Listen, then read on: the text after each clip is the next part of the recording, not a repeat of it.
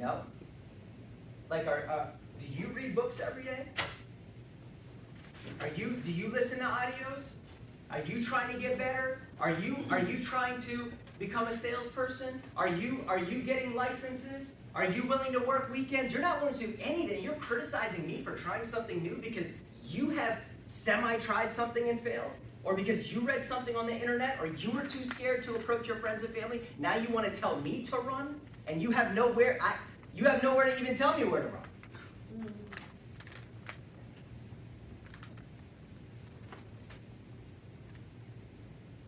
Like, you know, we're all nice guys, man. We are. We're nice. Now, 20 years in, you know, this year, my 20-year anniversary, we become polished and all of that, but, you know, I still know how to fight. Right?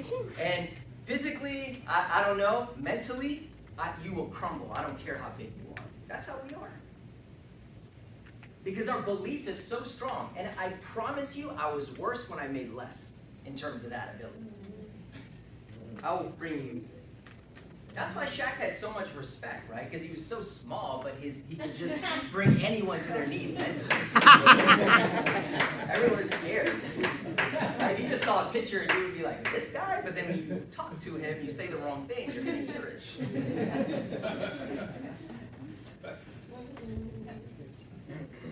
Right? What am I trying to do today, man? I'm just trying to get everyone to stop being so soft and caring what people that don't matter think.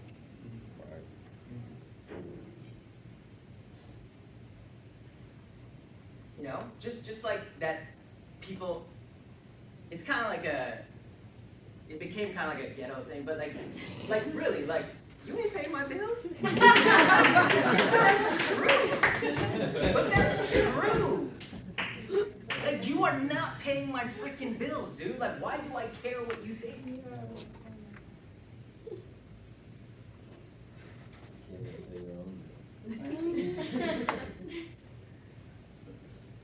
Right. Key is to change your belief about recruiting so you can do more of it.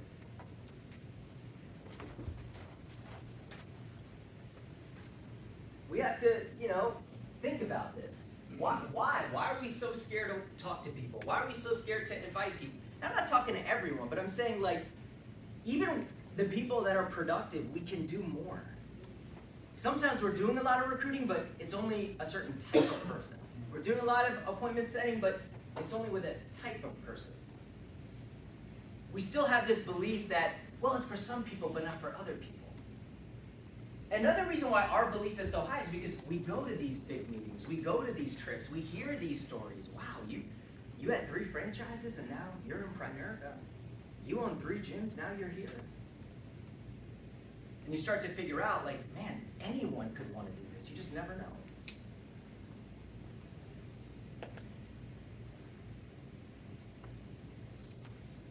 Why do people say no? Either they have too little information, they don't believe that they can do it, or they understand the commitment and aren't willing to make it. Don't personalize it.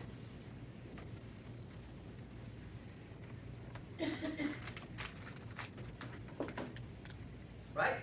Too little information.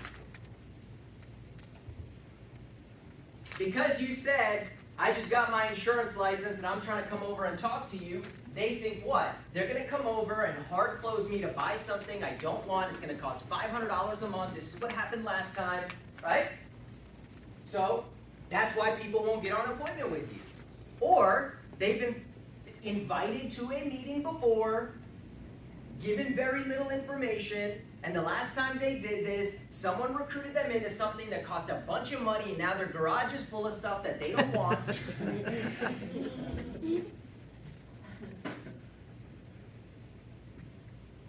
Right? That's the too little information part. And for every one of these, I have something that I can say to address it, right? I won't do that today. They don't believe that they can do it. You know? So people at the end, they love Shaq's op, but they don't have the money. Right? They say, I don't have the money. I don't have time. I got to consult with such and such. I don't have experience. So this is, if you want to look at this visual, right? All of those excuses are layers. The real one is they just don't believe that they can do it. The question is, when you talk to people, are you able to get to the real no?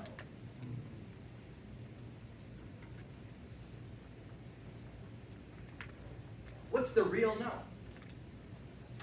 Oh man, I would love to do this, I just don't have the money right now. Really, so I'm trying to show you how to make more money. You don't even have $100 and that's why you're not doing it. That's the dumbest thing I've ever heard. But that's not the real no. What is the real no? I don't know, man. It just seems very, very new. That's the real no. Let's talk about that. Let's talk about this. I felt the same way. I came from biochemistry. What's more different than that, than this? I was introverted. I was quiet. I couldn't introduce myself in a college class in front of everybody.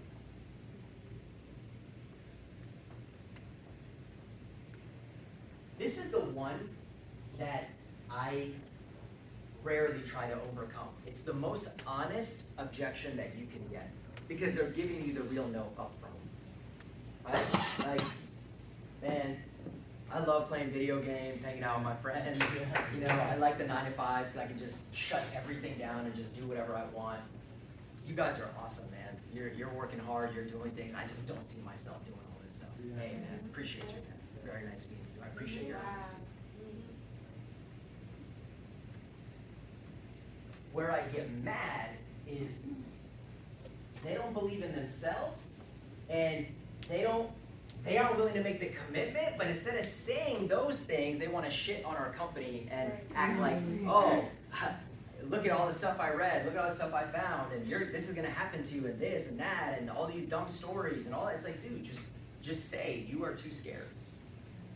You are scared. You are scared to try something new. Get great at helping people believe they can do it. So until you get to the real no, you can't help people build their belief, right?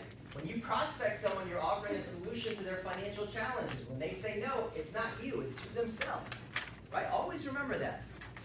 People have goals and dreams. When they don't take opportunities, they're not saying no to you, they're saying no to their goals. What's that one thing that I always used to hear, right? I'll take the no's so I don't have to give the no. What do they mean by that? Well, when I have a family and my kid wants something, I gotta say, no, I can't afford it. But if I take the no's, I don't have to say no. If I'm not willing to take the no's, then I'm handing out no's. No, we can't afford it. No, we can't go here. No, we can't do this. No, we're not in a position.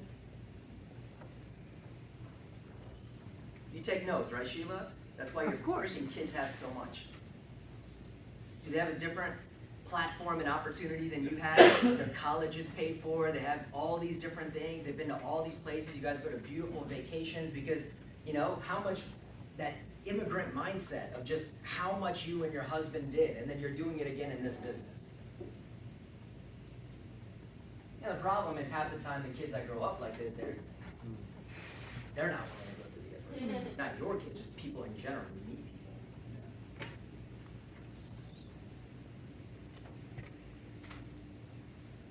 People say no to themselves. That's why, like, in the interview, I always used to be like, before I explain the company anything, I just be like, what is it that you're trying to get? What are your goals? Not like the generic, where do you see yourself 10 years? I'm like, dude, what do you really want? You know, if you could have any car, any home, if you could have a dream schedule, if you could have and how much would that cost? And will you ever make that in your current career path? No. I'd be like, okay, hold on to that thought. And I go through my whole presentation, and at the end, they give me their objections, and I'm like, but the path you're on, you already admitted you weren't going to get there. Right? So you want to accomplish these things. I'm telling you, I will help you and I'll train you for very little cost and at no risk to your current career. I don't understand, like, where's the disconnect? Because here's the thing, Xander, if you didn't have these goals and dreams and you already had a way to get to them, even if you did, I wouldn't have continued the interview. The reason I went another 30 minutes is because I thought I could help you get what you wanted, but now you're turning me down. Sometimes you gotta have these conversations with people, man.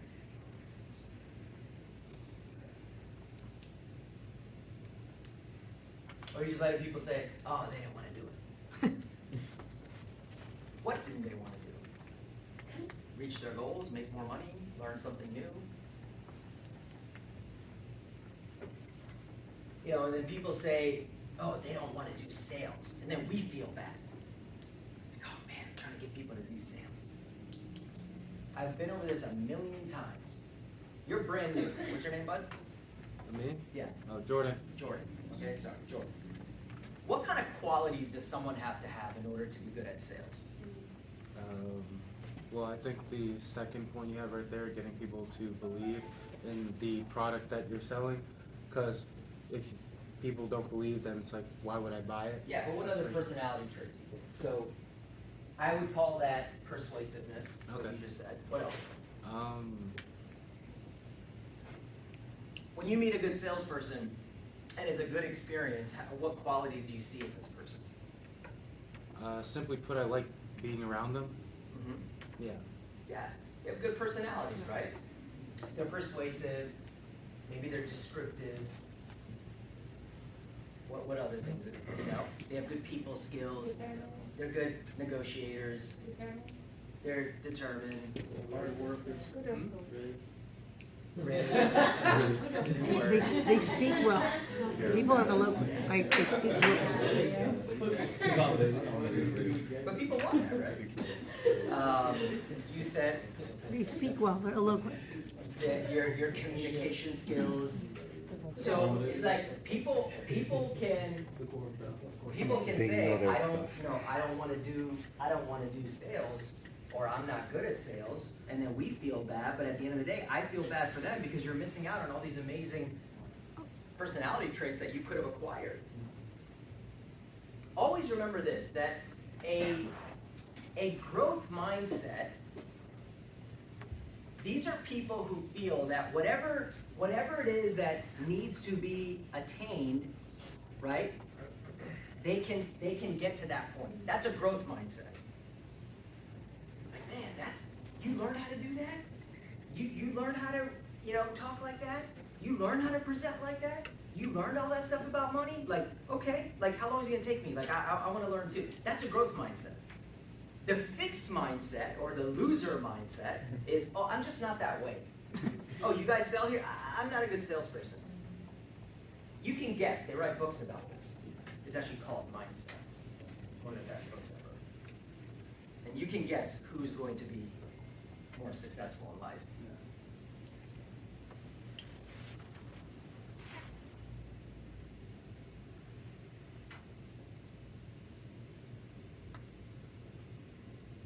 Okay, well, either way, I only have one more. So we got, and the whole actually, one of the points on the last slide, I'll read it to you, because this is actually important now that I think about it. Because it's a little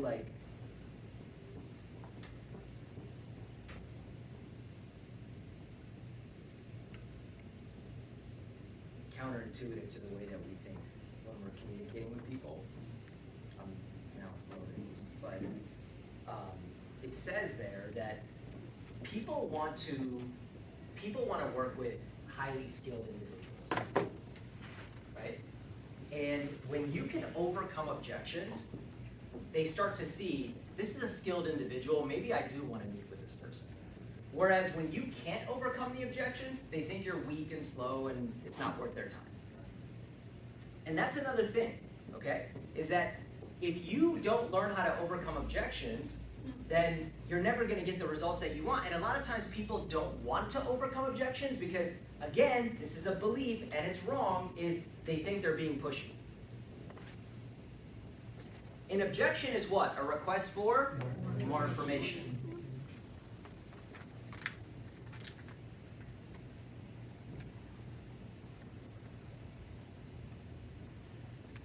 So people are sometimes giving you objections because they're testing you. They're seeing, what do you know? What do you got from me? Right? And they're going to throw a couple fastballs at you. You're going to hit them out the park, and then that meeting is going to happen. Ah, man, I know I met you and I told you, but I'm just not interested in it. Oh, okay. Let me ask you, I mean, you don't have any information right now. Do you generally make decisions with very little information, or do you generally get all the information before you make a decision? I just want to know how you operate. I mean, I usually get all the information. That's it. I just want to get you the information. Let's meet. Okay.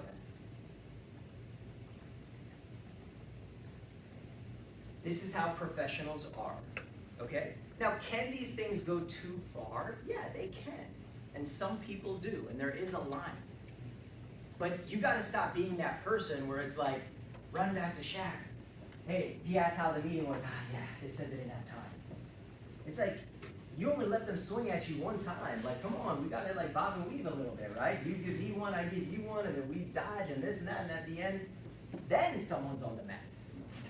Like objection, I'm expecting 3 before I get them to say. I'm expecting it. So other people are surprised by it. They said they don't want to do it. Right, and then what did you say? No, that was it. I told them to go home. Matter of fact, I'm already home. Right? So Jordan, as you set appointments, you're gonna get questions. It's okay. We're gonna give the information. Right? So don't ever expect people to just outright say yes, yes, yes, yes right away, right? It's going to be like they say something, we say, right? Okay, so we've got to prepare for the event.